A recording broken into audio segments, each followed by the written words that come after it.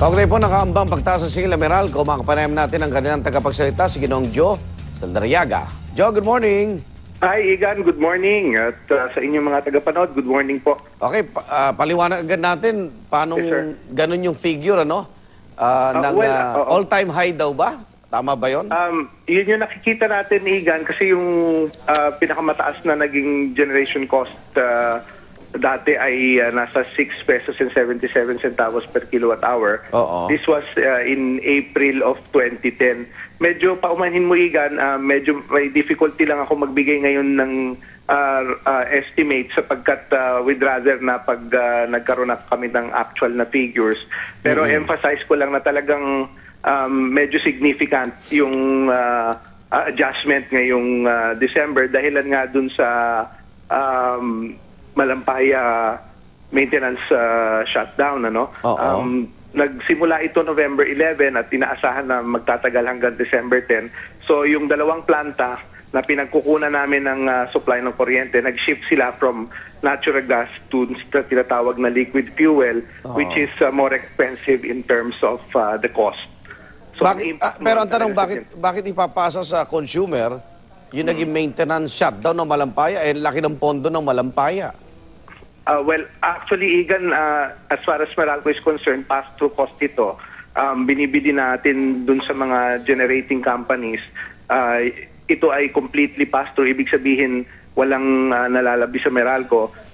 Pero dahilan sa walang source sa ngayon na mula dun sa natural gas, they had to shift to liquid fuel para magkaroon tayo ng supply.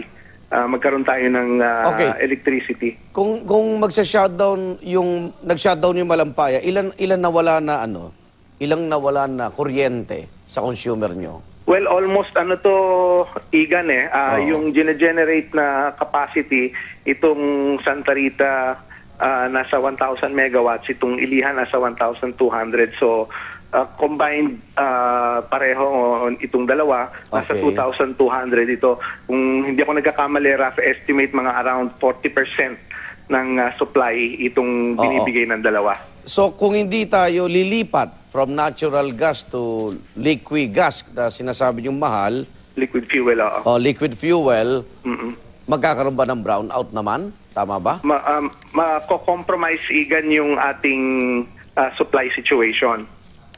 Pero di ba, medyo, sa akin kasi isang buwan lang to Hindi ba pwedeng ipaliwanag sa tao na kaysa magtaas na singil, magsakripisyo kung magkakaroon ng rotating brownout muna, Joe? Well, medyo, I think, mas vital, Igan, yung meron supply ng electricity than rather really having none at all. Yun lang since this is a temporary situation, we are really very hopeful na magno-normalize sa darating na Pebrero yung levels. Pero hanggang December 10, Joe, yung shutdown, ano? Yes. Kaya so after December 10, babawiin nyo na yung 3 pesos, ganun ba? May rollback? Hindi. Kasi actual cost yung papasok, Igan Meaning kung ano yung magiging halaga nung ginamit nila for using the liquid fuel, yun yung magiging additional cost. So magkano ang makikita ko sa bill ko? At kailan ito magre-reflect?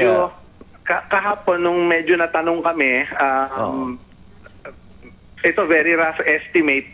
May difficulty ako sabihin sa ngayon, Igan, pero kahapon nabanggit namin na 600. Hindi nga bababa sa 2 pesos.